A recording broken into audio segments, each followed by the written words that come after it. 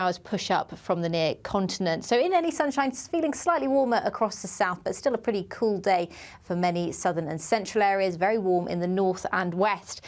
A more widely wet day to come on Sunday. Outbreaks of potentially torrential rainfall across much of England and Wales. It will come and go, but it could bring further disruption to travel and delays on the road. But in the north and west, it stays dry for now. However, from Monday, we return to a northwesterly wind, which brings in much cooler air. Bye-bye.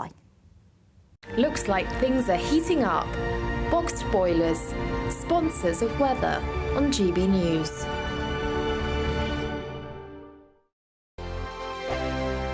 How would you... Welcome to State of the Nation, daily plunge into the stories shaping our country.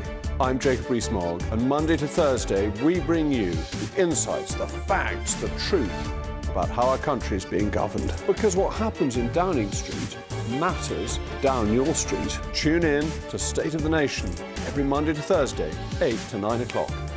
Only on GB News, the People's Channel, Britain's news channel. Good afternoon, Britain. Your lunchtime update on the stories that matter across the UK. From breaking news and insightful analysis, inspiring stories and lively debates. You're comparing yourself to a former Prime Minister. Which is it? Stay informed, stay updated, stay entertained. I just don't know how anyone would not want to be there. Every weekday from midday. We are Good Afternoon Britain, only on GB News. Britain's news channel.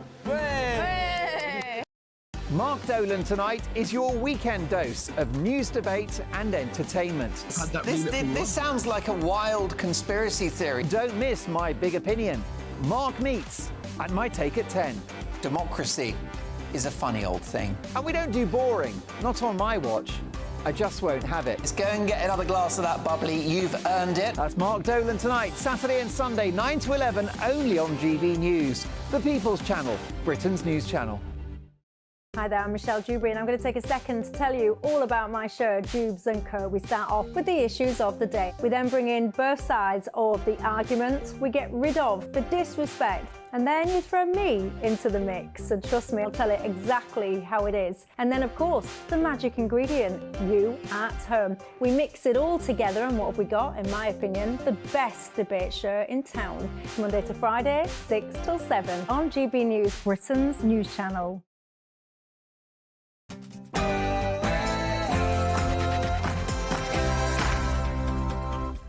Brand new season, brand new producer in James Liney. Let's go from the world headquarters of GB News. This is Friday Night Live with Mark Dolan. The weekend starts here, so bring your own drinks. The admission is free.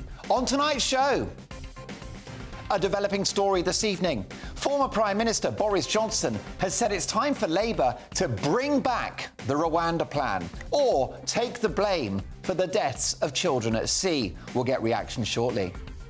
Also tonight, is this the worst lineup of Tory candidates in the history of the party?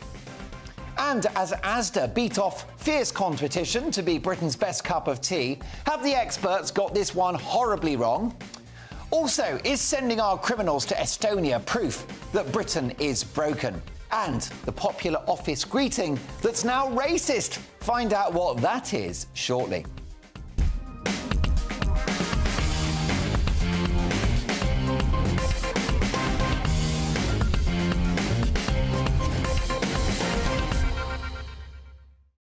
To fall out over those topics tonight, my Friday A-team, ex-BBC radio icon Alex Dyke, no-nonsense journalist Peter Edwards, and on her way down the stairs here at GB News HQ, the lovely Reem Ibrahim. She'll be out of breath, but she'll be talking common sense as always. But first up, given how they've started, will this be the last ever Labour government? That's my Friday Feeling dispatch. Straight after the news headlines with Sophia Wensler.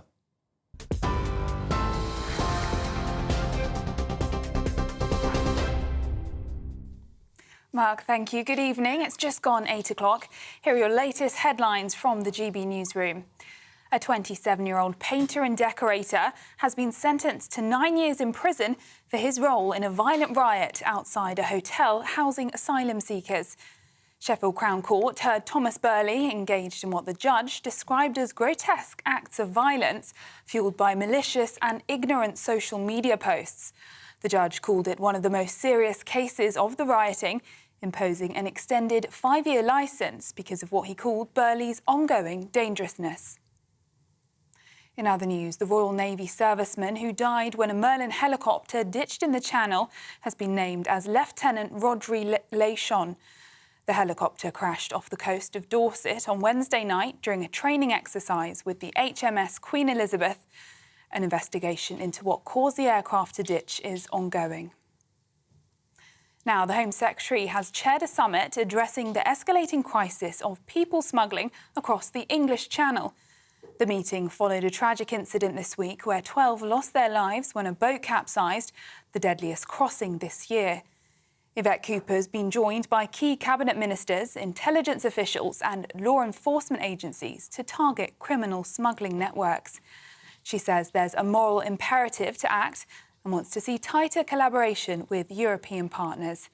Meanwhile, Boris Johnson has suggested Sir Keir Starmer and Yvette Cooper are to blame for the most recent deaths in the Channel after the government scrapped the Rwanda plan. It comes as Germany is considering using British-funded facilities in Rwanda to deport migrants entering the European Union. It comes as Berlin faces mounting pressure to curb illegal migration following last month's ISIS-linked stabbing at a festival. German officials think the EU should repurpose the asylum facilities that Britain set up, which were recently scrapped by Sir Keir Starmer's government. The government says it has no plans to send prisoners to Estonia, addressing rumours on policies to ease overcrowded jails.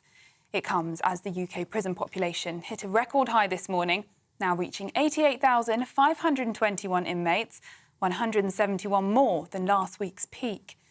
Downing Street insists that building more prisons remains a key priority, and a 10-year strategy will be published this autumn to ensure enough space for dangerous offenders.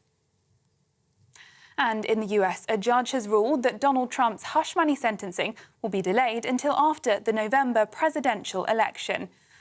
New York Justice Juan Merchan granted the former president's wish to push back his sentencing. It's after Trump's lawyers accused state prosecutors and the court of election interference with less than 60 days until Election Day. Those are the latest GB News headlines for now. I'm Sophia Wensler, more in an hour. For the very latest GB News direct to your smartphone, sign up to News Alerts by scanning the QR code or go to gbnews.com/alerts.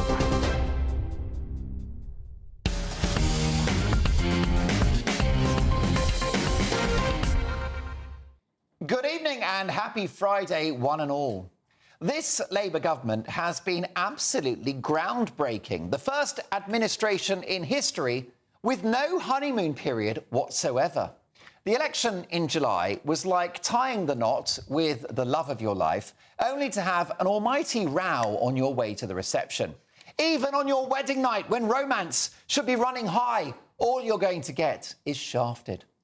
We haven't had, have we, a single moment of excitement about Prime Minister Starmer, who remarkably entered number 10 with negative poll ratings.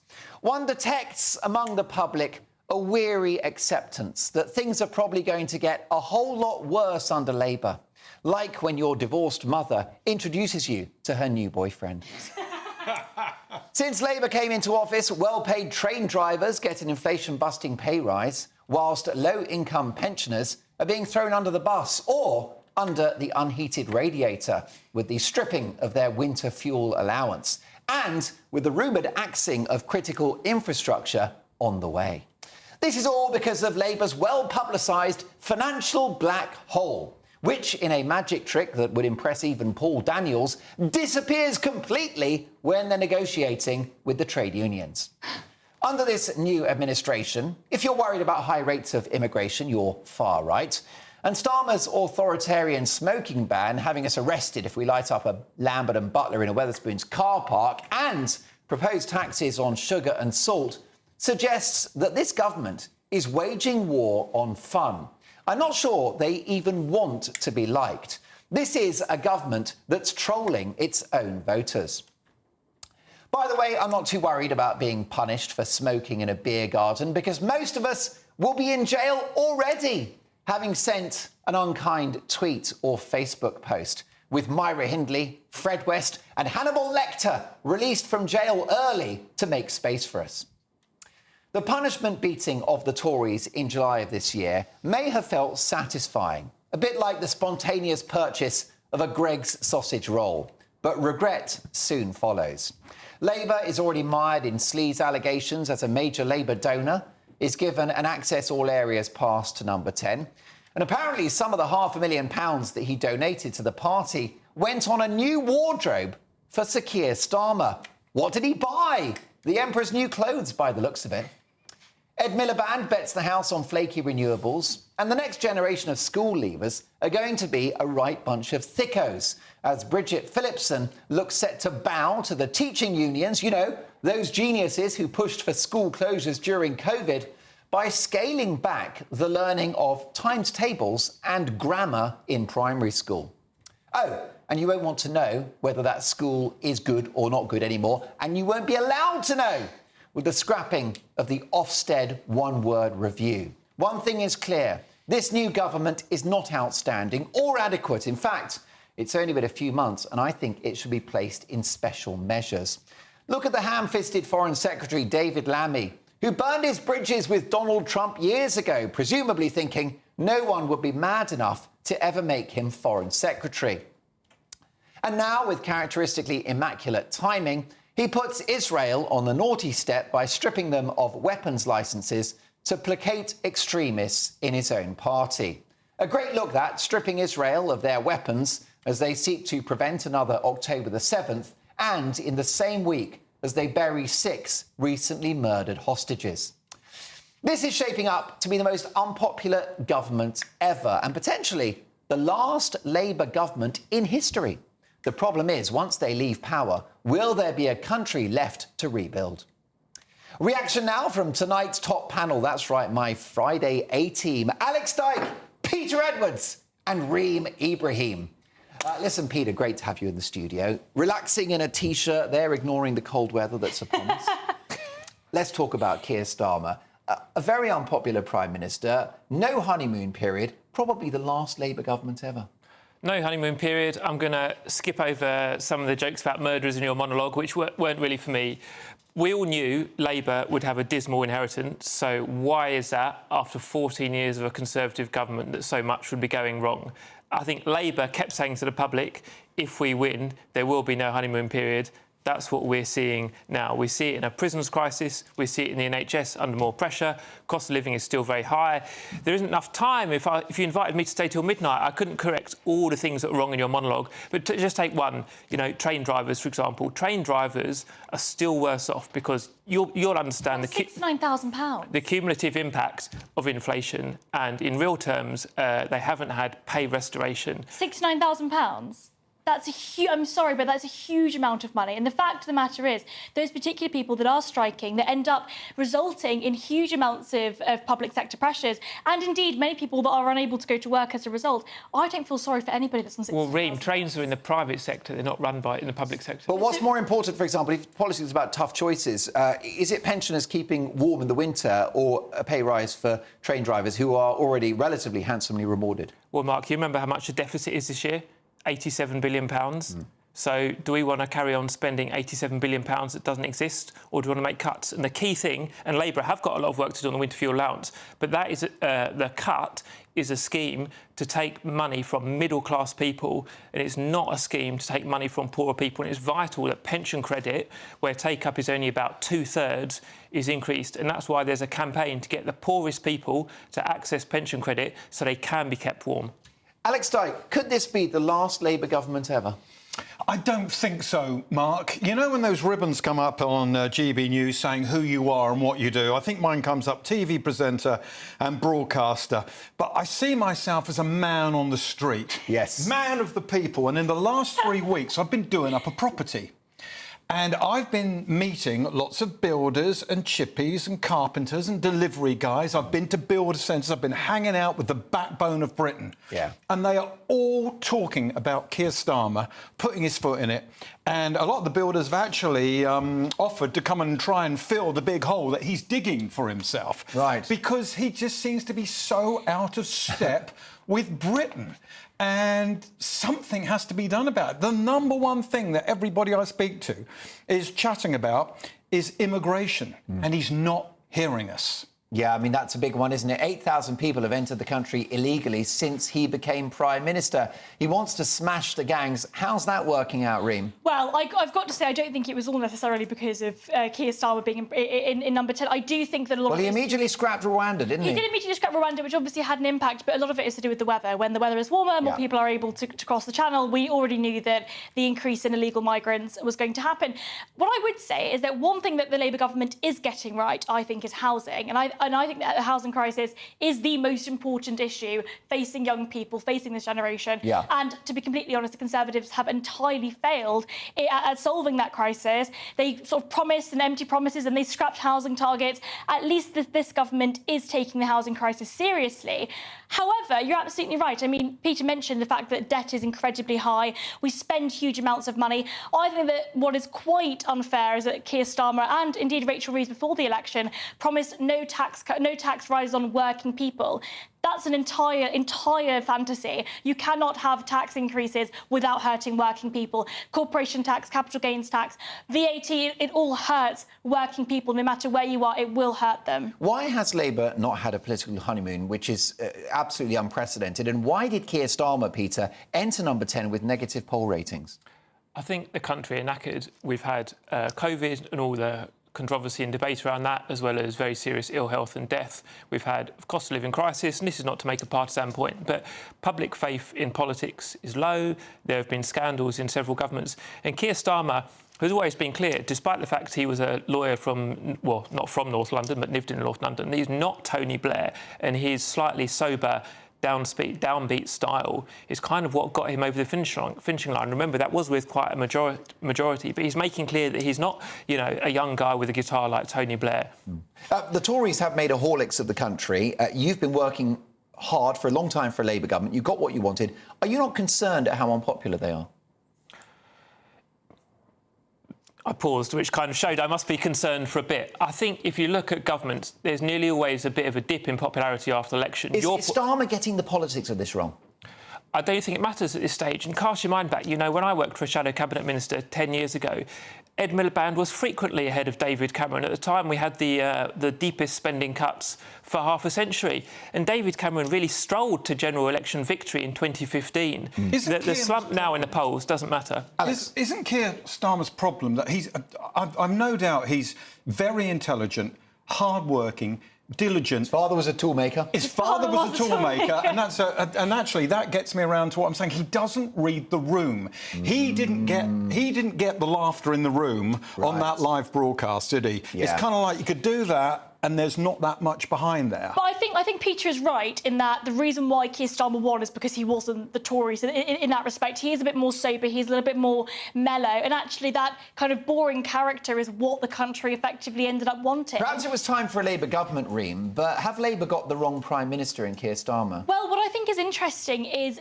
with regard to the personalities and actually the communications around it, the month of August, where Parliament was in recess, they should have been coming out with all of these great stories about their plans for GB Energy and that kind of thing. And actually that wasn't the case at all. The headlines were these scandals with regard to their Labour donors and whether or not they had passes at number 10, and actually huge numbers of the fact that they're going to increase tax on working people. That speech, again, I mean, the comms of it was actually quite terrible. Even if you forget about the policy, which I disagree with, but the comms of this Labour government is not very good. Briefly, will Keir Starmer ever be popular? Will he ever be loved by the British people? I think he will be, and I'll give you one quick reason why. In the last 49 years, only 2 Labour leaders have won a general election. One was called Tony Blair and one was Keir Starmer. And we're acting like he's, you know, just a filing cabinet on wheels with a tie on. There you go. Well, look, I've been described as that more than once. My thanks to Alex Dyke, Peter Edwards and Reem Ibrahim, who return shortly. Now, a developing story tonight. Former Prime Minister Boris Johnson has said it's time for Labour to bring back the Rwanda plan or take the blame for the deaths of children at sea. We'll get reaction in just a moment. Plus, in the absence of Priti Patel, is this now the worst lineup of Tory candidates in the party's history? That's next.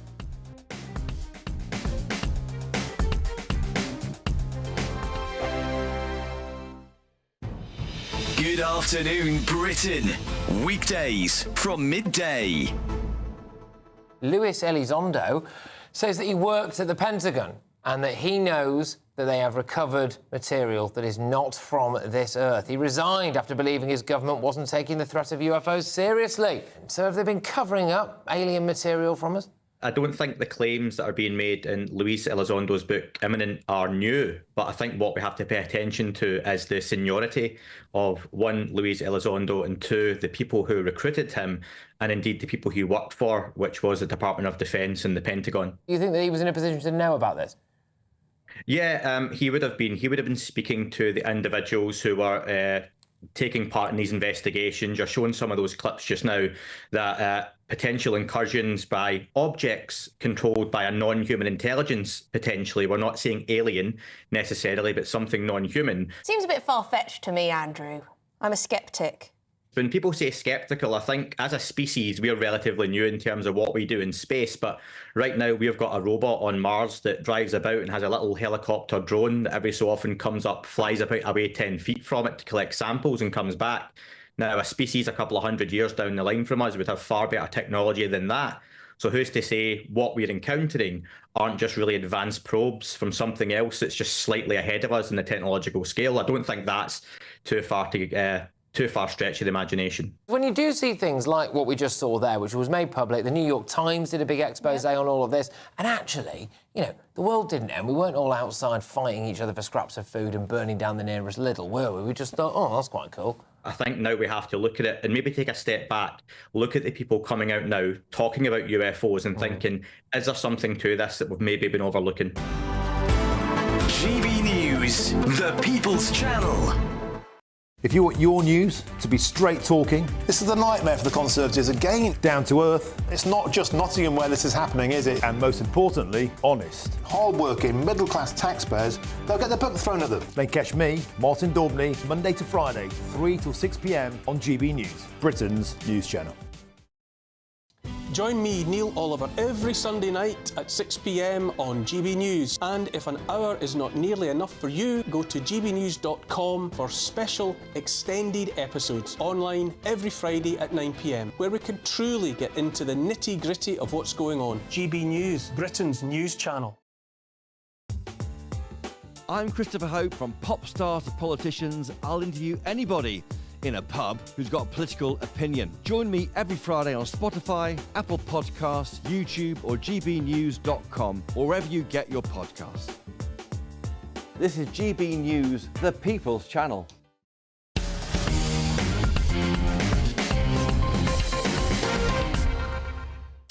With Priti Patel out and centrist options looking the most likely victors, is this the worst lineup of Conservative candidates in the party's history?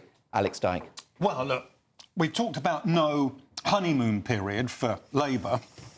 I think the Conservatives were expecting one because they've got this very slow build on this ramp until November, until we find out. Yeah. It is a bit dull. What they need is out on deck. Right. James Cleverly.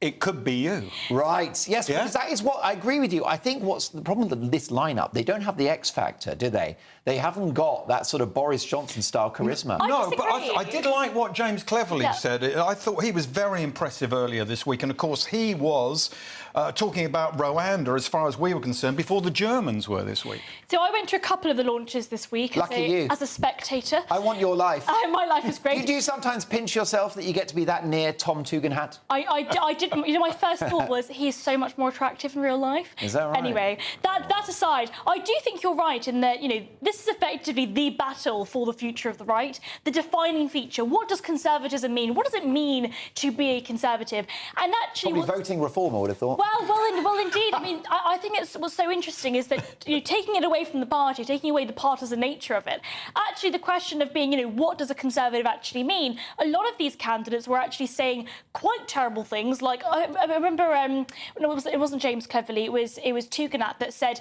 you know, I think that we worship bricks too much. as it, you know, sort of to say that we shouldn't be building more houses because we worship home ownership too much. And then harping back to Thatcher, my primary problem with a lot of these candidates is they seem to lack so much substance. It's all vibes. This is a vibes-based leadership election. Like Robert Jenrick, who's Mr. Right Wing, was previously a big supporter of David Cameron, who's on the left of the party. He was, and what's really interesting is that Jenrick, in his leadership election launch, refused to answer any substantial questions. A Telegraph journalist asked him, would you scrap inheritance tax? You've said you've criticised it. Would you scrap it? He just didn't answer the question. He sort of spoke about tax in general. The only, out of all of them, not to say that I'm sort of backing anybody, but the only person that I've seen actually promise substantial policy changes is actually James Cleverly. He said he wanted to scrap stamp duty. He said he wanted to promise 3% of GDP on defence, and he said he would bring back Rwanda. So he's actually, in my view, the only one that's actually promised substantial policy changes. The stamp duty thing is really interesting because if they did abolish stamp duty, it would get Britain building all of these houses that we need. Well, that's not a bad shout. Here's a question for you, Peter, as the former editor of Labour List, a big Labour supporter. Which of the candidates do Labour fear the most? Well, I think Cleverly and Kemi Badenoch are serious people. I think Tom Tugendhat is serious as well, but he has no... And hot, don't forget. Yeah, we all love him, but I think he has no chance of winning the Tory contest. Right. I think Cleverly, as a former soldier, and he's clearly quite reasonable, and Kemi Badenoch, because she's young, and that does help. It's not about the policies at this stage. We're 5 years for a general election. She's young. That could help as well. I'll say one other thing briefly, that when a government is kicked out of office, they often lose the next election anyway. Thatcher won again. Blair won again. It could be none of these people are Prime Minister ever. My goodness, there's a sobering thought. Now, folks, they say that imitation is the sincerest form of flattery. Enter stage left our friends the Germans, who may be about to humiliate the UK government by adopting a Rwanda-type scheme, which our own glorious leaders have just axed. To add insult to injury, the BBC report that Germany could make use of facilities funded by Britain to process asylum seekers in the African state. Isn't that nice of us? Will the Germans send us a giant bratwurst as a way of saying thank you? Whatever the Germans do, Starmer was a silly sausage for scrapping the plan in the first place. Yes, he's got a chipolata on his shoulder about it. Meanwhile, as 8,000 people have successfully crossed the Channel into Britain since Starmer became Prime Minister, how is his plan to smash the criminal gangs going? It looks about as successful as Katie Price's latest plastic surgery operation. By scrapping Rwanda, Labour have made a boob. And in a developing story tonight, former Prime Minister Boris Johnson has said it's time for Labour to bring back the Rwanda plan or take the blame for the deaths of children at sea. Reem Ibrahim, is this intervention from Boris Johnson significant? It is. He is definitely one of the most popular Conservative Prime Ministers and indeed Conservative leaders that the party has had. A lot of people respect Boris Johnson incredibly. I think that what's interesting is that Boris himself, when he was in number 10, wasn't that right-wing. I mean, we saw lockdowns, we saw huge increases in taxes, the highest tax burden since the Second World War. Net zero agenda? Net zero was ratified under Boris Johnson's premiership. So on policy, Boris Johnson himself has always been actually quite to the left of the party, but he vibes as somebody being on the right of the party. And so these kind of interventions, he came out against the generational tobacco ban when Sunak was trying to implement that. He came out against the scrapping of Rwanda. So what's really interesting is Boris Johnson himself, even though when he was a number 10 on policy, wasn't all that right-wing at all, and actually I think was quite a terrible Prime Minister, actually when it comes to these kind of interventions, people respect him and people listen to him. This, I think, is a U-turn that many of our viewers and listeners would welcome, Peter, which is the reversal of the axing of Rwanda. Keir Starmer could make himself very popular by bringing it back. What do you think? No, he couldn't, and no, he won't. And I loathe the Rwanda policy as one of the worst ideas ever floated in the last 50 years. I wouldn't list to Boris Johnson, who has a long history of making racist and Islamophobic comments. And remember, he was forced out of Downing Street because his colleagues didn't believe him anymore. Then he had a chance to fight for his seat, and he quit. When the going gets tough, Boris gets going. Let's come to the Rwanda policy. And I completely respect Reem and very happy to listen to her comments. But I've been to Rwanda. I wouldn't. I can't stand it. A country that suffered a genocide 30-odd years ago. That was in the 90s. Sorry, I don't want to interrupt, but that was in the 90s. And I will say, I think that this entire perspective that Rwanda is a impoverished country that is absolutely terrible is actually quite imperialist. But Reem, I've been there. I've met people, you know, if you're a woman who's been raped, if you've lost 5 or 8 family members, the recovery lasts forever. We can't say it's fine now. There's a broader point. You know, why can't Britain deliver its own public services? Why are we so weak? Are you saying that Rwanda is a failed state? Are you saying it's not a safe place? It's not a failed state. It's going through a period of recovery, and I think that takes longer than a few years. It's not just been a few years. I mean, the Rwandan genocide was an absolutely horrendous atrocity that happened in the 90s. Since then, they've grown economically. They've opened up to free trade. They've allowed themselves to trade with their neighbours, and GDP growth has been over 9% in Rwanda over the last 10 years. So I take your point. Rwanda is definitely not as nice as the United Kingdom. It's not as comfortable as the United Kingdom. But I think this entire notion that it's a human rights violation to send people there, I think is wrong. I'm against the Rwanda policy because I think it's a waste of money and probably just won't work in the first place. I think spending huge amounts of money on flights over to Rwanda is quite silly. But on the principle of human rights violations, I think that that's wrong. Alex Dyke, do you think that Keir Starmer should look at Rwanda again? Yes, I do, because we've got to do something, and we are not doing anything.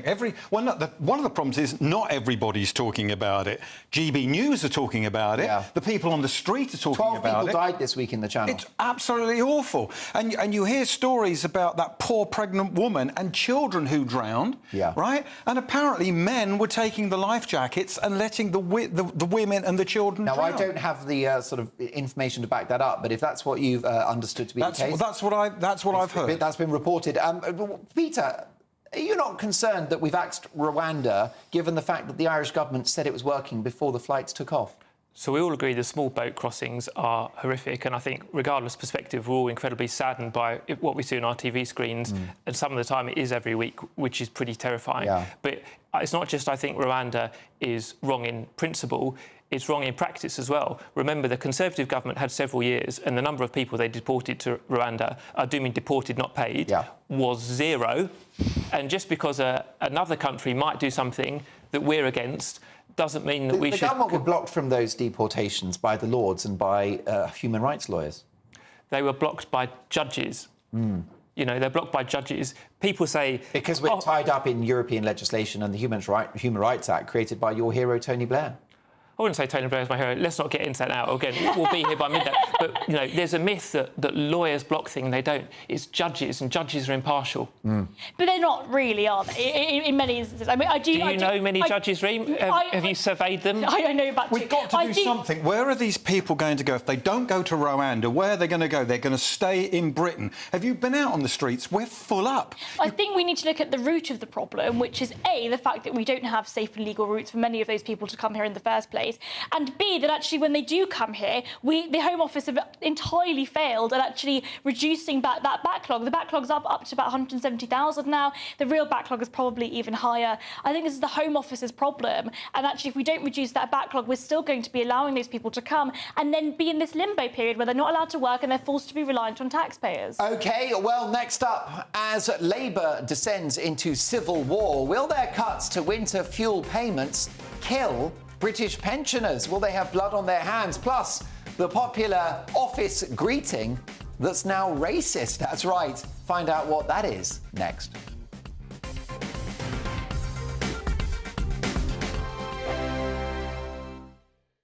Hello, good evening. It's been a pretty soggy day for many southern areas, but across the north and west, it's been very warm and sunny, and that theme is set to continue as we head into the weekend, as further heavy rain will arrive as a result of low pressure swirling around to the south of the UK. An easterly wind, though, will continue to bring in some low cloud to north and eastern areas, so some high and low cloud still to come once again tonight across eastern areas of the north.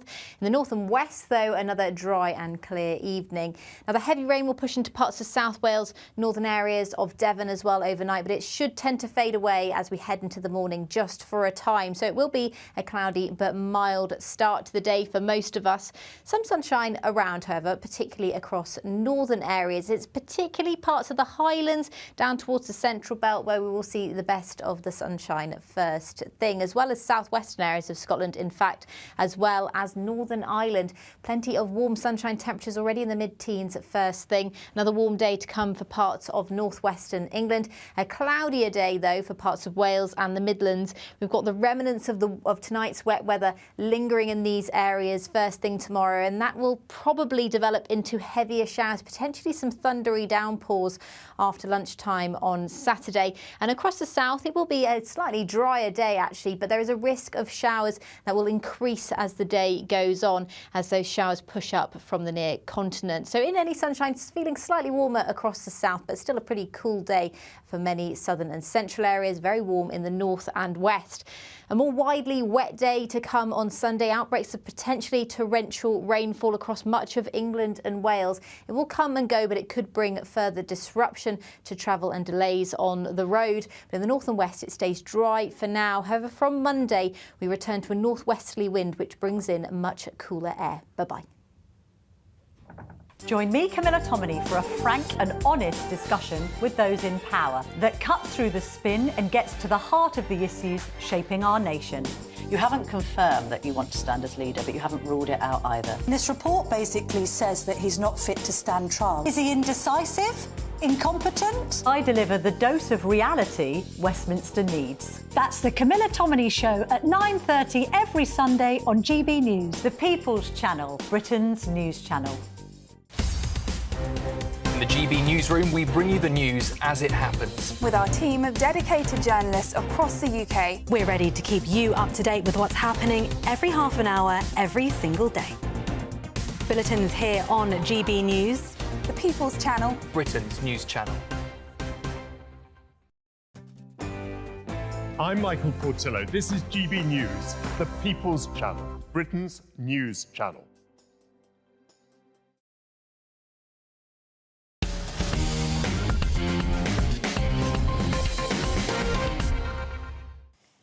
As Labour descends into civil war, will their cuts to winter fuel payments kill British pensioners? Alex Dyke. Well, this is very serious, isn't it? Yes, and I don't know why this is so complicated, Mark. How many times have you heard people say, whether they're being interviewed on this channel or people in the pub or people around your neighbours, look, I don't need it. I am absolutely happy to give mine back so other pensioners can get the allowance that they really, really need. Why don't we have some huge amnesty where those who don't need it give it back to the country? It would make the country a really, really happy place, because people would feel generous as we go into Christmas, into the season of goodwill, and those who need it could get the heating allowance that they need. Well, we should means test it, right? And I think... Well, that's because you're Isn't that slow and complicated and expensive? A lot of things are slow and complicated and expensive. I think that we shouldn't be... It's this winter, and pensioners will die this winter. I think it's a little bit of an over-exaggeration. No, it is a little... It is There'd be little old ladies living in tiny little flats, probably up north. It's very easy to make it feel very emotive, and you're taking away your winter. You're taking away money from my grandmother. In reality, that's just not what's happening. And I completely agree with you on the train drivers issue. I think that actually we've got to think about public sector pay in the context of public sector spending, which is already through the roof. However, I think when it comes to the winter fuel payment, it's really quite funny to see a lot of Conservative members of Parliament who claim that they wanted the state to roll back, they wanted spending to be cut, and then as soon as the Labour government start cutting some spending, they end up going all up in arms about it. But I think it's important. Not the pensioners. It's the pensioners who go out and vote to put these people in power. That's true, and that's why the government... young people don't do it. It's true, and that's exactly why the government tends to listen to pensioners more than anybody else. Well, they haven't this time, That's why have we've they? got the triple lock on pensions. It's why we've got huge amounts of money being spent on pensions and actually completely ignoring the interests of young Well, I can tell you for certain, Reem, that there will be men and women watching this show, listening to this show tonight, who are worried about how they're going to heat their homes this winter in the absence of this allowance. One such concerned individual is a Labour backbencher, Peter Edwards, and it's Rachel Maskell, who said to The Telegraph, "We know that being cold leads to stroke, heart attacks and pneumonia, as well as hypothermia. The fear is that if we withdraw winter fuel payments for those in fuel poverty, it will lead to excess deaths." That's a Labour MP. Well, the cold kills, and what the government are trying to do is not withdraw it from those pensioners who are in fuel poverty. And Reem referred to Reem's means testing, which is quite right. She also correctly said that means testing is very slow and cumbersome. What the Labour government are trying to do, with a deficit of more than £80 billion, is export means testing into the system as quickly and as painlessly as possible. It looks like there is still some pain, and that's why I think there'll be a partial U-turn. What they want to do is allow the poorest pensioners only to receive it, which is correct. Then that comes to your definition of what a poor pensioner is. Why roll the dice with any pensioner? A quarter of them are millionaires. I'm sorry, but this is absurd. But they're not millionaires like you think. No, but a quarter They might live in a house that's worth £500 million. Exactly. A quarter They're not going to be leaving anytime soon. Millionaires. You are right. You are right. A lot of that money is an asset and not in their bricks and mortar and not in cash payments. However, I think this entire notion that we need to protect pensioners under all circumstances and entirely disregard the rest of society is absurd. We've got to be thinking about our money in a much more efficient way. And I think it's unfair that we're being taxed through the roof. People that are working are being taxed through the roof, and the rest of them are actually spending that money. There you go. Well, look, a bit of agreement has broken out on the panel. We'll return to them in just a moment, but we need to move on. So, what is racist today? The countryside, knitting, working hard at school, breathing in, driving a car, watching EastEnders, picking your nose, wearing slippers to take the bins out at night? Well, you can add to that list. Apparently, fist bumping may be racist. Now, I'm going to ask my lovely pundits to demonstrate what a fist bump is. So, guys, do you want to do me some fist bumping there? Look at that. The chemistry tonight is electric. Now, this is an activity which became rather popular during the pandemic to stop us succumbing to the worst virus in history. However, a tribunal would beg to differ. A top legal executive has been cleared of alleged racism after greeting a black lawyer colleague with a fist bump. Noel Deans, a former employment law partner at RBG Holdings, claimed that Ian Rosenblatt had racially harassed him by visiting him very briefly on his first day at work and greeting him with a fist bump rather than a professional handshake. Mr. Deans claimed that this casual welcome contrasted with how Mr. Rosenblatt greeted new white colleagues with whom he would allegedly stop and chat for longer. Mr. Rosenblatt said he had no memory of the incident, but regularly fist-bumped friends and colleagues when greeting them, regardless of ethnicity. Now, I don't think that the fist bump is racist. However, if the lawyer involved was smart, he should have sued his former boss for being a real-life David Brent. Can you think of anything more embarrassing than a middle-aged man giving you a fist bump in the office? It's up there with a high five and a group hug, isn't it? The lesson learned? Avoid any kind of fisting in a work environment. Oh, no. It is a rule that I stick to rigidly. Reaction now from Alex Dyke, Peter Edwards and Reem Ibrahim. What a story. Peter Edwards, did this man have a case? I don't think so, and it's important to note the tribunal didn't uphold the claim. Of course, racism in the workplace, when it happens, is ghastly and very serious, but I've never thought of fist bumping as racist or bigoted in any way. And I think about my own career, you know, when I've gone into the office, most of the time you get a handshake, sometimes you get a hug if you're new in a job, sometimes you get a kiss at the end of a tough week, and, you know, you've got to judge people's intentions. Yeah, you probably do, don't you? I mean, Alex, this feels like a lot of the individuals there, too much time on their hands. Yeah, the thing about the fist bump is, have you ever been eating a donut and someone comes up to you and they go to shake your hand and you give them the fist bump because you don't want to give them a sticky hand? Or someone's coming out the restrooms and you think, I'm not sure you've washed your hands, I'll just give you a fist bump. You wouldn't give Dame Judi Dench a fist bump, you and your you? sticky hands. Are you getting the excuses in early or what? Yeah, I'm getting them in early. But you wouldn't give Dame Judi Dench a fist bump, would you? I might give you a fist bump, but the fist bump actually started from boxers touching their gloves before the match. Yeah. It's a sign of respect. Yeah, I do wonder whether if we say the word fist one more time, we may fall off air. So here's the thing, Reem. What do you think about this? I think this boss, he's not racist, is he? But he is David Brent. He is David Brent. He's clearly not as cool as I think he might come across to be. I think what's really interesting about that is that we seem to be so snowflakey when it comes to a lot of these ideas. A fist bump is great. It's cool. It's a bit cringe, but I think it's pretty great. Yeah, I mean, it started during the pandemic because, of course, it stopped COVID in its tracks, didn't it? Oh, yes, it entirely stopped COVID because if you fist bump, it means that you're not breathing into each other. I do think that there seems to be this kind of sort of instinct to call a lot of things racist when they are very much clearly aren't.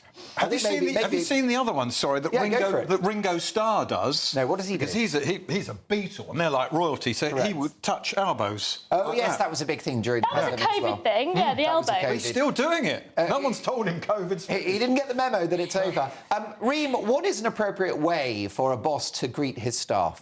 I think a handshake, a traditional handshake, is always appropriate. Yeah, well, I mean, it's a minefield. What was it like when you were at the Beeb? Because that's quite politically correct over there. Yes, there were a few handshakes. I do remember some David Brent-style fist bumps and people saying things like, we're thinking out of the box. Yeah. There was lots of little phrases There like are that. sort of ex-BBC presenters who have gone a bit further than the fist bump there, haven't they? I think...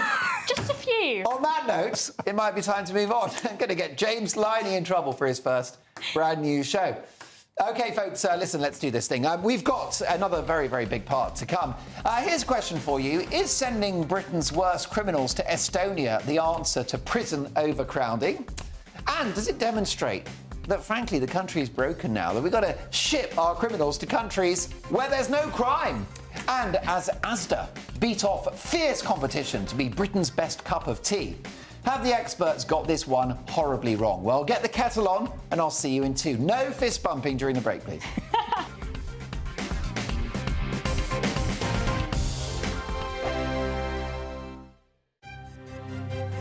GB News Breakfast. Every day from 6 a.m. I'm not saying I don't want to be a mum and I'm not saying I don't want to work, but it's definitely not easy. It's just really tough for us mums, you know? Our job's never done, our work is never finished, and I think it's this movement, the real out-of-office movement, is something that just really resonates with me, and I think we should all talk more about how much work we do. I think a woman's work is never done, but I just think we all feel guilty. We have that mum guilt, you know. If you're working and being successful, you wish you were at home with the kids, and if you're at home, you're thinking, am I doing enough work? Yeah, and of course the cost of childcare in this country means that a lot of families just frankly make that decision to have one of the parents stay at home, usually the mum, and they're just being squeezed out of the economy, and that's not good either. Once you've done your job as a working mum, you come home and you're doing another 8 hours on top of it. Mothers have a tendency, definitely historically, just to crack on with it. It's just something that they are expected to do, that they do without moaning, and now it's like... Are we getting to a stage where always go down that well? In my experience, I have had someone say to me, well, if you can't handle it, why do you have kids? You know. Absolutely, absolutely. And yeah, exactly that. We just need to talk about it, and I think it's healthy, and I think that's the main thing now, that we should be brave enough to be able to say, do you know what, sometimes it's difficult, but I'm really proud to be a working mum, and I tell my daughters that. I work really, really hard, and it's a good work ethic for them, you know, and that's what, you know, this campaign's all about. Is there some resistance still, do you think, from some parts of society? I do think there's resistance, and that's what this is about, is to try and get people talking about the fact that it has been awkward in the past, and some people don't understand a working mum's life, and that's why we need to try and talk about it. GB News, the People's Channel. It's Patrick Christie's Tonight, and here we do things differently. It's explaining the absolute madness of this, doesn't it? It's explosive. I mean, this is very good. It's lively. 850. Your government sat there, Sean, and it did nothing. It's controversial. And the Middle East has been in turmoil since before I was born. It's everything you need to kickstart your evening. Everyone's had their Weetabix tonight. I love to see it. That's Patrick Christie's Tonight, weeknights from 9 p.m. Only on GB News, the People's Channel, Britain's news channel. Are the newspapers getting you down? My wife didn't divorce me that month.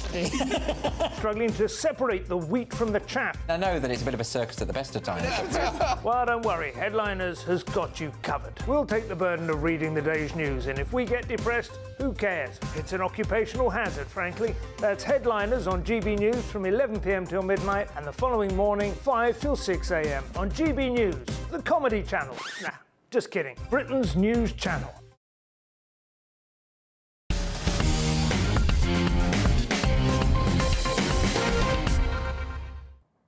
Is sending Britain's worst criminals to Estonia the answer to prison overcrowding? And is it proof that Britain is broke? Peter, this is definitely the fault of the Tories, but how do we fix it?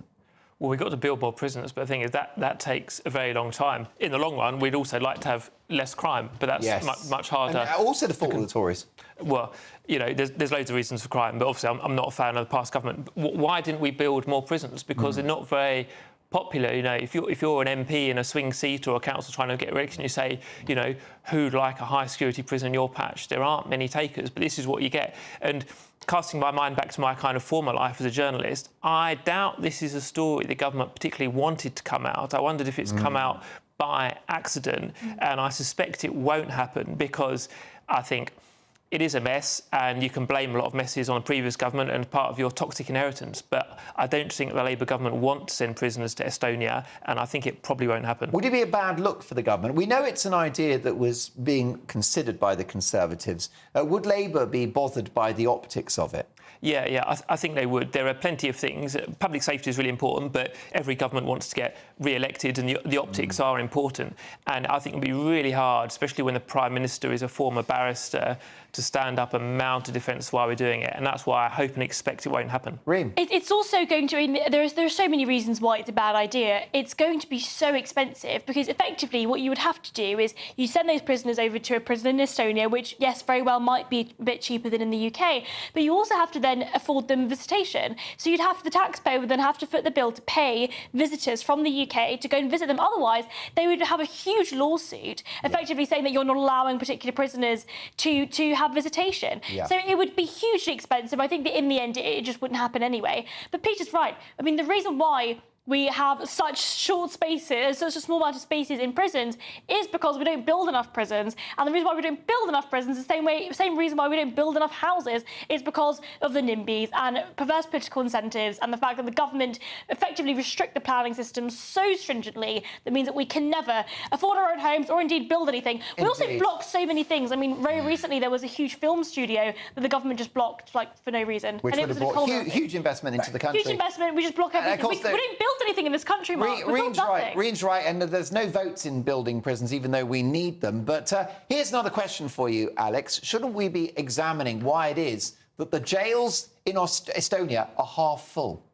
Well, yes, that's a very good point. But had we not flogged all of those buildings we built in Rwanda, we could have sent criminals to Rwanda, couldn't we? Because we actually own the buildings there. Shout. But if we took the illegal, this is madness. If we took the illegal too many Germans in Rwanda now. If we took the illegal immigrants out of our prisons and put them in Estonia, we could put our own prisoners in prisons in Britain, and then the families could visit them and we'd have enough people in prisons. But I do agree, we need more prisons, more schools, and more hospitals, because we keep building houses, but we haven't got the infrastructure. We don't build any houses.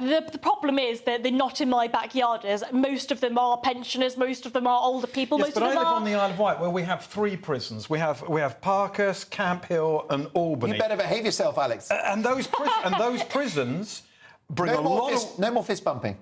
Those prisons bring a lot of employment to the Isle of Wight because you need, obviously, prison officers and caterers and everything goes with it. But the root of the problem is that we don't build anything in this country. And the problem is, effectively, political incentives are being captured by the government. And a lot of that is because a lot of those NIMBYs tend to be older, tend to already be homeowners, and don't want big, ugly buildings being built in their local area. For older people tonight. I don't, but I think that they... You're young, but it flies. Because they're stopping from growth happening in this country, and they're stopping my generation from having a proper economic future. Briefly, what about this idea, which is to deport the 10,000 foreign criminals currently in prison? If they are not British citizens, then I see no problem with it. There you go. I won't hold my breath for that to happen. Now, as Asda beat off fierce competition to be crowned Britain's best cup of tea, have the experts got this one wildly wrong? Peter, are you a tea drinker? I am. All right. Preferred brand of choice for you? I think it is probably PG Tips. I'm a bit surprised at Asda. Corporately, they've got a lot of problems, had changes of leadership, so this will be a bit of a shot in the arm. But I recently did my own taste test. I went to Lidl Wasn't very impressed with Little Tea. I found it a bit colourless, a bit weak, so I think I will go back to Sainsbury or PG Tips. Of course, you must say... You go to a branch of Lidl and make tea there and call security? Yes, I'm adding to the jail population for unauthorised tea brewing in a public space. Do you mind unplugging that travel kettle? That's a bit Partridge-esque, I think. A little bit. So, what do you think? I mean, it's a national drink of the country, isn't it, tea? It certainly is, and it was a very small survey, this, Mark, a very small survey, and I think that Asda got lucky. Right. I think we all have our... Obviously, we are very brand loyal, particularly to tea. Yeah. Aren't we? So I think this is going to be very short-lived and very quickly forgotten. And I should know, because I was once Britain's biggest tea drinker. I beg your pardon? I was once Britain's biggest tea drinker. How did you win that accolade? Do you know what? I don't know. I was doing a radio show and Naffy Tea got in touch with me, and they were going to do a big launch and they wanted me to do it, and then it all slithered It was away. a fist fight between Alex and Tony Benn, who, of course, was best known for tea drinking and politics. Actually, it was a fist bump between us. Fist bump. Alex, do you have a preferred brand yourself? Because with Peter, it's PG Tips. Yes, for me, it's Peter PG Tips. Is that right? That's And so I think this might be a clean sweep, because I think... Well, so I grew up on PG Tips. I definitely have a sort of emotional affinity to PG Tips, but I am now a Yorkshire tea gal. Is that right? And do you go for Yorkshire Gold because you're a bit posh? I don't go for Yorkshire Gold. I just go with whatever the office buys us. I don't really know. I think it might be just the regular one. Would you say... I think that the sort of more upmarket brands are overrated. You know, when they come in an unusual bag, which tends to rip, and it's got a string hanging out of it, which I find inconvenient. It's the power of the endorsement. Remember the silky tones of Stephen Fry over the Twinings advert? And I don't want bits of paper in my tea. You know, when you have to hold the thing and dunk and then it. you drop it in, and then the ink sort of leaks onto the side of the mug, and then it's just entirely a mess, isn't it? OK, and very briefly, what is the correct way to make a cup of tea? Round the panel. OK. Tea bag,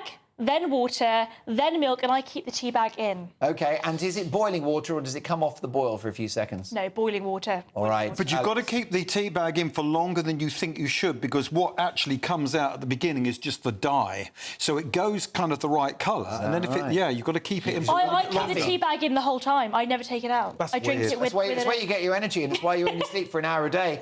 Peter Edwards, perfect cup of tea. How do you make it? I use a teapot, old chap. Is that right? Old school. And loose tea, if you can? No, because that's very labour-intensive. Yeah. Well, there you go. Let me tell you, full disclosure, I like to dip it in and out very quickly. Speaking of which, I'm delighted to say that Ben Leo is looking after Patrick Christie's tonight.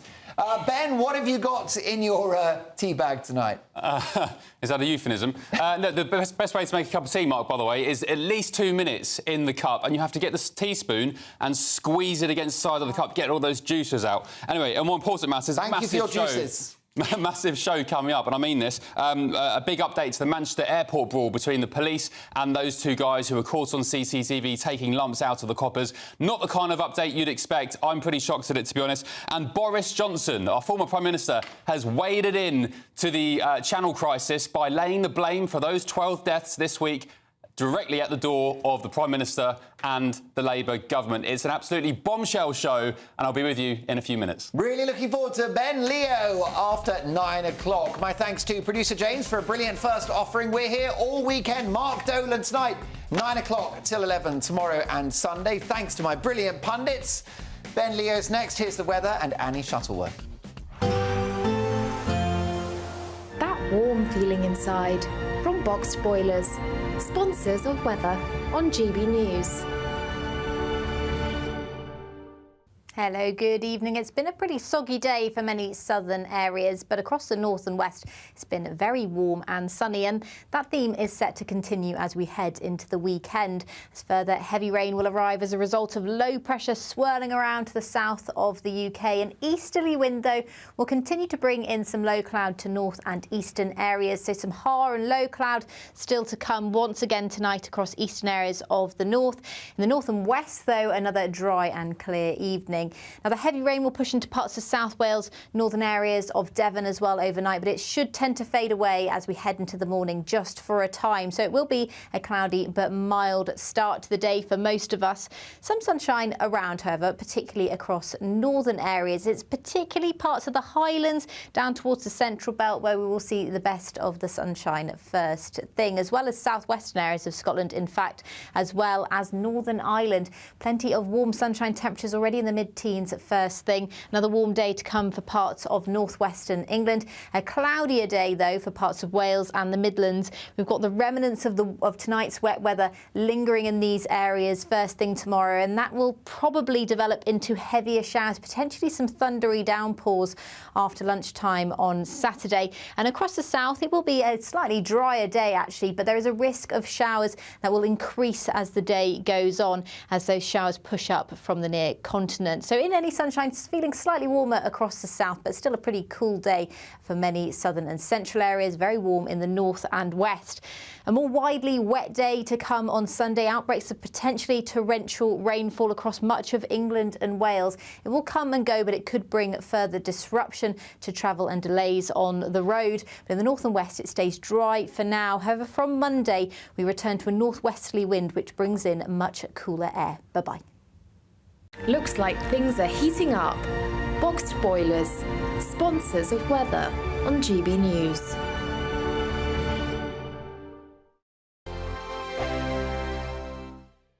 This is your chance to...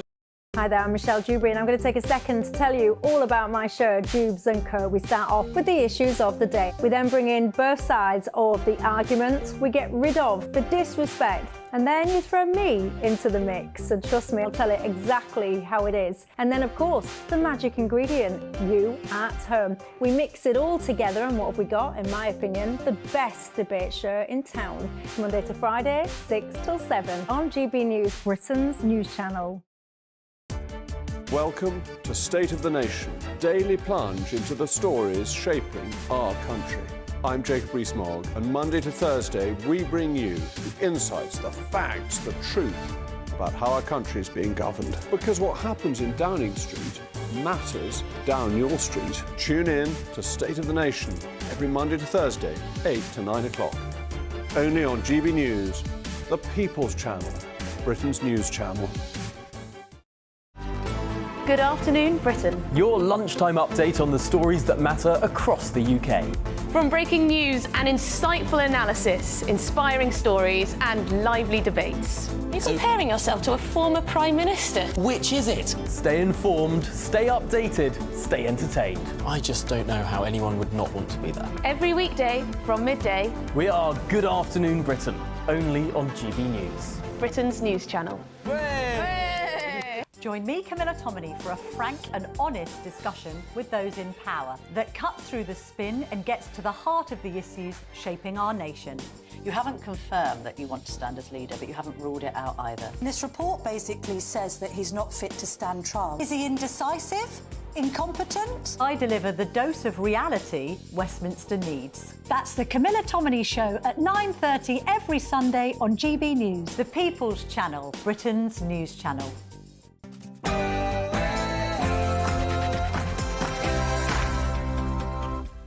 It's 9 p.m. This is Patrick Christie's Tonight with me, Ben Leo.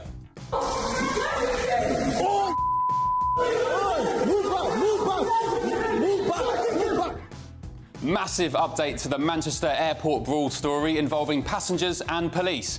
We had head stomps, alleged broken noses and police officers attacked. This bombshell piece of CCTV footage was mysteriously leaked to the public via the Manchester Evening News. The family have been subjected to horrific racist and Islamophobic abuse on social media. And the men involved demanded to know who released the footage. And now, today, the police watchdog is outrageously pressuring the Manchester Evening News to reveal their sources and explain how they got hold of the clip. Also tonight...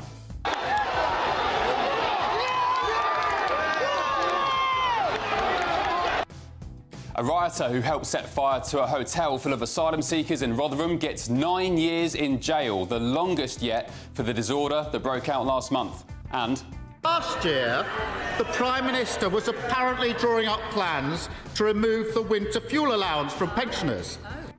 Keir Starmer accused the Tories of wanting to scrap winter fuel payments for pensioners, then did it himself. The Mayor of Manchester, Andy Burnham, is the latest Labour heavyweight to condemn his own party. Also, I have long said before the election that I thought the Rwanda scheme was a gimmick, which is why we stood it down immediately. Labour called Rwanda an expensive Tory gimmick, but now, unbelievably, reports suggest Germany will take up the idea instead and use our paid-for facilities to do it. And look who's sticking the boot in. It's time for Keir Starmer and Yvette Cooper to admit that if you scrap a policy designed to save lives and you put nothing in its place, then you will be to blame. Boris clearly not impressed in a scathing new column. Plus, Save our Scampton! Save our Scampton! the Home Office waves the white flag on RAF Scampton and says it will no longer house 2,000 asylum seekers in a massive win for locals. On my panel tonight is former BBC and ITV chief political correspondent John Sargent, political commentator Alex Armstrong and former Labour Party activist Susie Stride. And is this the best explanation yet behind war in the Middle East? Palestinians, you cannot throw rockets and expect people not to defend themselves.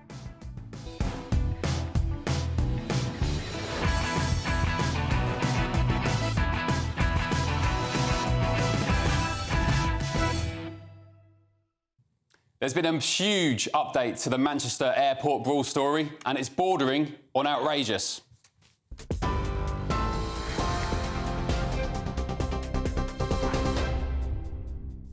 Good evening. It's just gone 9 o'clock. Here are your latest headlines from the GB newsroom. The police watchdog will probe the release of